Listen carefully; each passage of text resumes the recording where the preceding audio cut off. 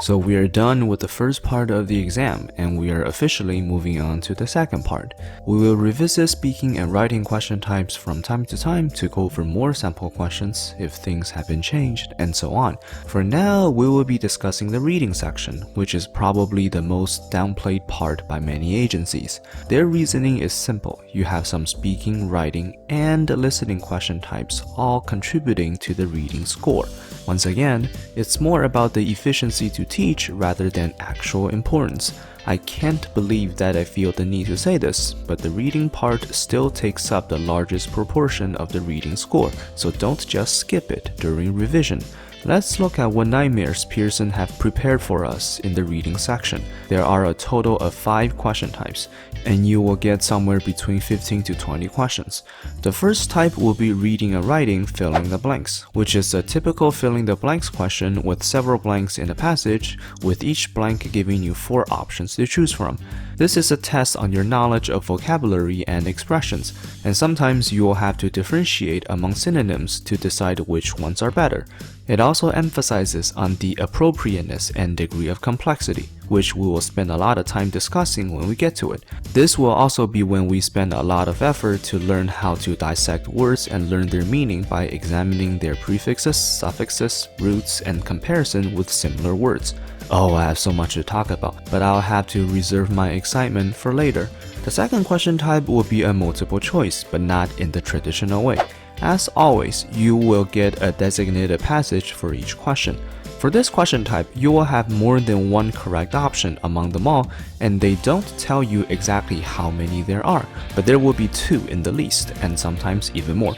What's more annoying is the fact that you will lose points if you pick a wrong option, but the good news is for each question, the score cannot drop below 0.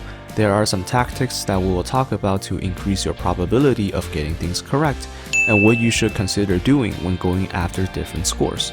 Next comes the reorder paragraphs. This will be new to you if you have just switched over from IELTS or other tests because, as far as I know, this is something quite special. You are given a few sentences, usually between 4 to 6, and they are scrambled. You will need to use logic and comprehension to put them back in order, so the flow of text makes sense. It's definitely more weird than difficult, so some practice and understanding of how they design the questions will help you improve a great deal. Oh yeah, it also has a weird way of scoring that focuses on the relative instead of the absolute positions of the sentences. Are you confused? It's probably warranted. We'll explain that later. The fourth question type is another filling the blanks, but this time the choices are given in a shared pool. So a typical question will have around 4 to 5 blanks, and the pool to choose from will usually consist of around 8 to 10 words in total.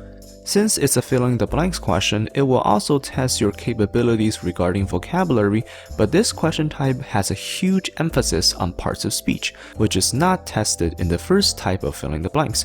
If you can figure out what type of a word you need for a specific blank, there are occasions that you will be down to just one option within the entire pool. How nice is that? You just need to be good at grammar with some competence in vocabulary to achieve perfection for this question type. You better bet I will slip in a lot of grammar lessons without you knowing it when this question type comes up. If you ask me, it's definitely a lot better than to just learn pure grammar. That stuff is disgusting. Lastly, you have another multiple choice, but this time there is only one correct answer. You usually get a shorter passage than for the multiple choice choose multiple answers, which is understandable. You can expect very common questions like the author's opinion, summary of the text, general ideas, and whatnot. If you feel confused about why the reading section is arranged in such a random order, I don't know what to tell you. They weren't in this particular order in the beginning, but for some reason they changed it. To me, it literally makes no difference because they changed nothing else. Not how many questions you will get, not their difficulties, and not the allocated time. This is what the order of question types used to be. I think it makes a lot more sense. In fact, in this crash course, this is the order that I plan to do things. Not only is it more intuitive, it also nicely follows a sensible learning curve, where the questions gradually get harder, at least according to the feedback of most students. Inevitably, we will have a discussion on how to manage your time. Starting with the reading section, you will be given a certain amount of time in total depending on what and how many questions for each type you get.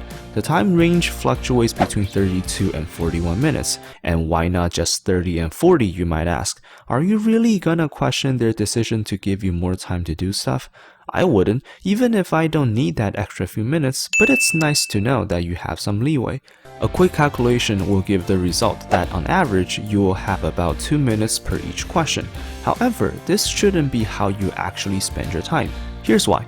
We just talked about how each question type varies in difficulty, so naturally you should spend more time on the more difficult questions. Secondly, not all question types are worth the same amount of points. We briefly mentioned before about using the raw points as a measurement of how much stuff you will have to do, and for the multiple choice choose single answer, you make one choice, and the passages are generally not too long. In comparison, for the fill in the blanks questions, you will have on average about 4 to 5 blanks per question, and each blank is worth 1 point.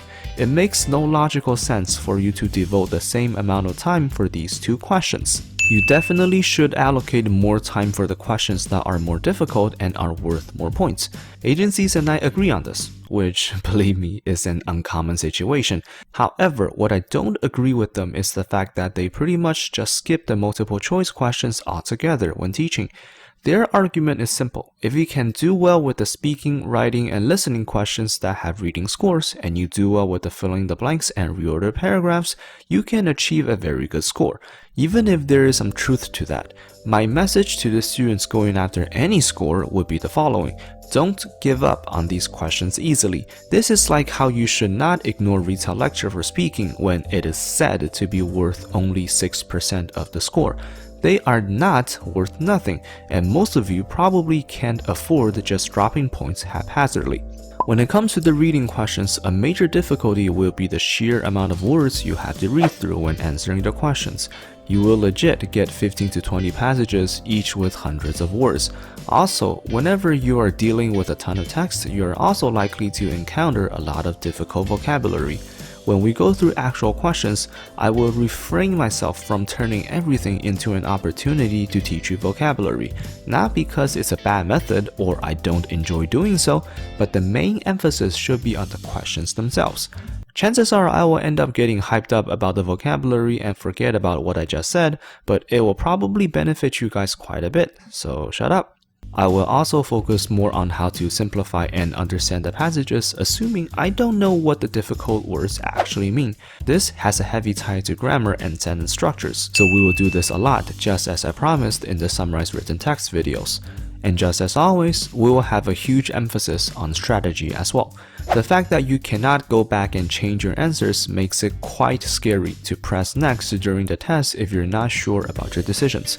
My suggestion to that will be very simple. We will talk about how much time to spend on each question, and you should allow for some variations depending on your performance during practice. A good sense of time is very important to properly allocate your energy and make sure that you get the most out of every question.